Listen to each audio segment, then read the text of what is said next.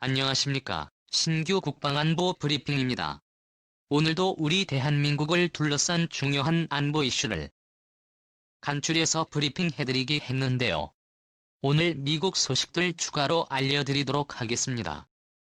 미 공군이 보잉과 2208억 달러 규모의 F-15X 전투기 조달 계약을 체결했으며 이 가운데 초도 물량 도입을 위한 10억 달러 규모의 라통원 공정이 시작됐다는 소식입니다. 미 공군이 보잉과 228달러 한화 27조 5,060억 원 규모의 차세대 전투기 양산 계약을 체결했다고 폭스뉴스가 15일 보도했습니다. 이번 계약은 이 전투기 개발과 생산 라인 정비 제반 지원 장비 등을 포함하는 프로그램 계약으로 F-15X의 대당 가격은 1억 5천만 달러 선에서 결정됐습니다.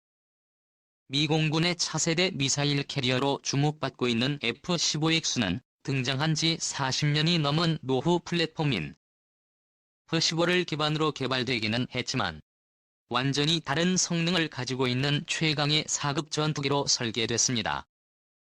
조종 계통을 완벽한 디지털 방식으로 전면 교체하고 레이더 역시 250m 이상의 거리를 탐지할 수 있는 고성능 레이더로 교체했습니다. 무장 장착태도 개량해서 최대 22발의 중거리 공대공 미사일을 탑재할 수 있고 네트워크 협동 교전 능력도 추가됐습니다.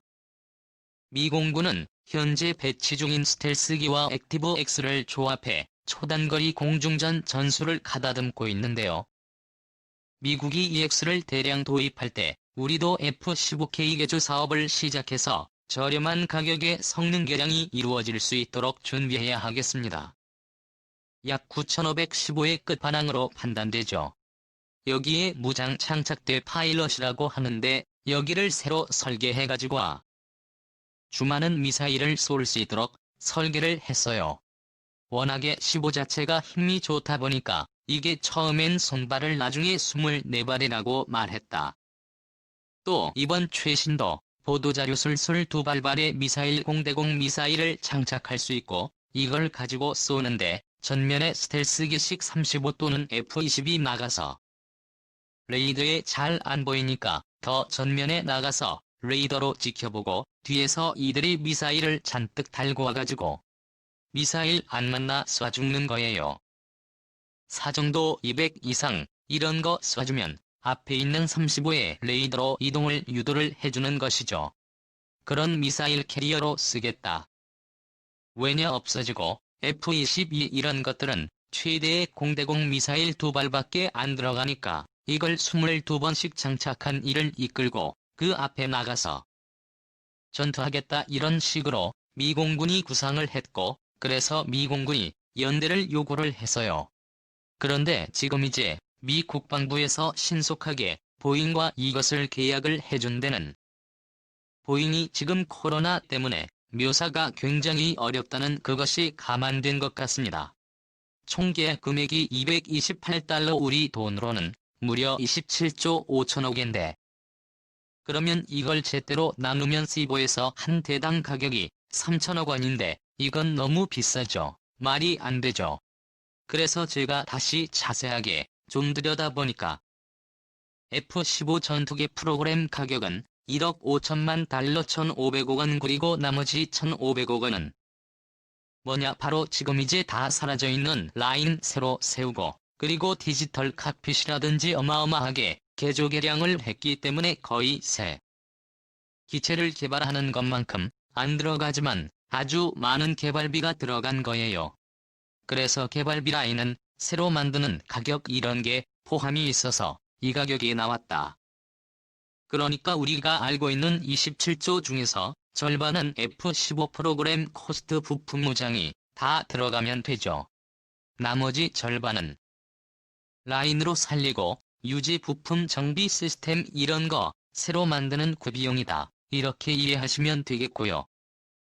그럼 이렇게 라인까지 새로 만들면서 왜 보행을 도와준다? 보잉은 록히드 마틴과 다른 회사예요. 록히드 마틴은 순수 100% 방산만 하는 회사인데 보잉은 민수 규모가 방산규보다 더 큰 회사입니다.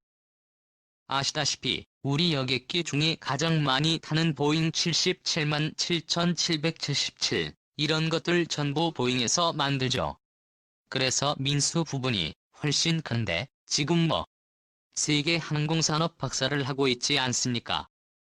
그래서 보잉을 도와주기 위해서 이렇게 지금 미국에서 하고 있는 것이 아니냐라고 생각되고 F-15K도 이거하고 하도 놀랐죠. 그런데 소프트웨어라든지 이런 게 너무나 지금 발전을 그 사이에 많이 해버렸는데 우리도 지금 거의 20년 가까이 15년 이상 지금 쓰고 있는 그런 상황이기 때문에 미국의 이런 도입 사업이 끝나기 전에 즉 라인 살아있을 때 우리 이거 액티브X 버전으로 업그레이드 하는 게 좋거든요. 그래서 지금이라도 공부는 빨리 관련한 예산 편성 계획을 세워야 한다. 그래서 이러한 사라지기 전에 해야 우리가 값싸게 할 수 있죠. 사라지고 나서 다시 살리려면 또 논쟁이 만든 겁니다. 빨리 슬기로운 안목으로 우리의 업그레이드 사업 준비해서 강력한 독수리로 계속 대한민국 영공을 지켜주기를 기대합니다. 두 번째 소식인데요. 정말 고소한 소식이에요. 아주 예쁜 여자분이 맛있게 보이는 커피잔을 들고 있는데 이 예쁜 여자분 아시다시피 중국의 유명한 영화배우 탕웨이입니다. 그리고 이 커피잔은 뭐냐? 바로 중국의 아주 유명한 커피 전문 체인점 레이싱 커피라고 하는 곳의 커피인데 보면 사슴 문양이 새겨져 있네요. 이 레이싱 커피가 제가 기사를 읽어드리기 전에 스타벅스를 상대하겠다. 그러니까 미국과 중국의 패권 경쟁에 국가적 패권 경쟁 말고 세계적인 커피 패권 경쟁하겠다라고 해서 중국의 모기업에서 스타벅스에 도전하는 그런 기업을 만들어서 스타벅스 매장 옆에다가 공격적으로 매장을 만들었던 바로 그 회사가 지금 박살을 겁니다. 드리겠습니다. 미국이 중국과의 외교적 양해각서를 폐기하겠다고 선언한 직후에 하루 만에 나스닥에 상장한 중국 최대 커피 체인이 휘청거리기 시작했다는 소식입니다. 다른 기업들도 두려움에 떨고 있습니다.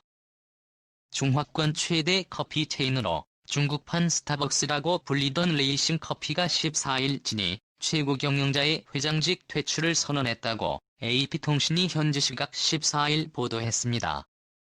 이번 결정은 미국의 회계 규정 명예각서 파기 소식이 전해진 직후에 중국 국무원 산하금융안전위원회가 공문을 통해 진 이 회장은 안덩어리라고 규정하고 개장한 지 이틀 만에 취해진 조치인데요.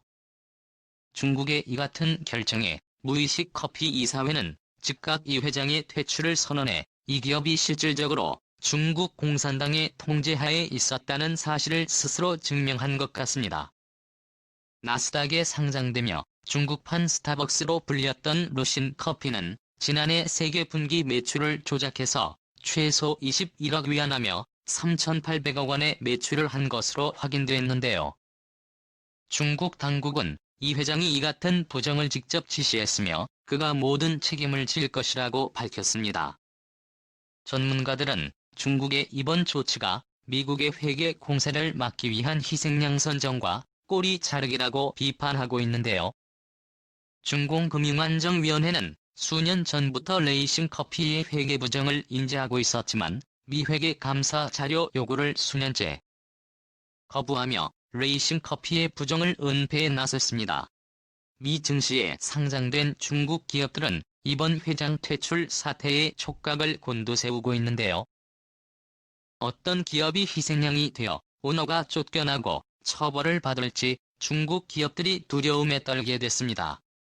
바로 스타벅스의 버전에서 스타벅스 매장에서 바로 그 양 세워 공격적으로 마케팅하고 또 스타벅스와 비슷한 마케팅 기법으로 또 마케팅하고 했던 바로 그 신 커피라는 회사도 보지는 못했습니다마는 나스닥에 상장되어 몇 년 동안 이렇게 있었다고 하니까 굉장히 큰 사안인 것 같습니다. 그런데 작년 세계 분기만 해도 우리 돈으로 3,800억 원의 회계 조작을 통한 매출 뻥치기가 있었다고 하니까 수년 동안 얼마나 많이 뻥치기를 해서 돈을 다른 곳으로 빼돌렸을까요? 그러니까 미국이 계속 이 회계 자료를 요구하니까 중국에서 거부를 했죠. 그런데 지금 제가 오늘 아침에 보여드린 데일리 디펜스를 보면 미국이 중국과 이 회사의 양해각서를 폐기하고 이제는 모조 사버리겠다라고 선언을 했지 않습니까? 그러니까 중국이 뜨라 해가지고 지금 이 회사를 그냥 제거해버린 것 같은데, 수년 동안 미국이 이 회사의 회계 자료를 요구를 했을 때 중국은 문제는 회사다라고 계속 자료 제출을 거부를 했다고 해요. 그런데 이제 미국의 양해각서 폐기와 함께 바로 중국 금융감독원에서 이 회사에게 공문을 보낸 그 회장 암덩어리라 했더니 불과 이틀 만에 이 회장이 이사회에서 쫓겨났다. 이 말은 미국의 주장처럼 이 회사도 중국 정부 또는 중국 인민해방군에서 컨트롤하는 회사가 아니냐라는 것을 거의 확실하게 보여주는 그런 사례가 아닌가 생각이 되죠. 미국은 화웨이나 샤오미 이런 회사를 중국 인민해방군 산하 인민해방군 소속 또는 인민해방군이 컨트롤하는 회사다라고 이야기를 해왔었는데 계속 자료 거부하다가 중국 금융감독원에서 문제는 배상해야 하고 이틀 만에 쫓겨나 버렸으니 이건 중국 정부가 확실하게 생사여탈권을 쥐고 있는 회사들은 확실하죠. 그런데 이제 이 회사는 사실은 미국의 공세 끝에 1월 29일 날 며칠 전이죠. 6월 29일 나스닥에서 상장 폐지가 됐고, 그리고 미국의 발표 직후에 회장까지도 쫓겨나서 회장도 큰 사업적인 제재를 받게 되겠죠. 그러면 이게 다냐 아니죠. 이제부터 스타트다. 만만한 거 하나, 좀 작은 게 봤나? 중국이 그냥 이렇게 꼬리 자르게 희생양 이렇게 하고 다른 건 문제 없어 이렇게 나오는 것인지 모르겠지만 깜짝 놀랄 만큼 큰 기업들을 주목 레이싱 컴퓨터도 처음 본 게임인데 그럼에도 불구하고 세계 분기에 3,800권을 해서 먹을 정도면 얼마나 매출이 많은 회사겠습니까?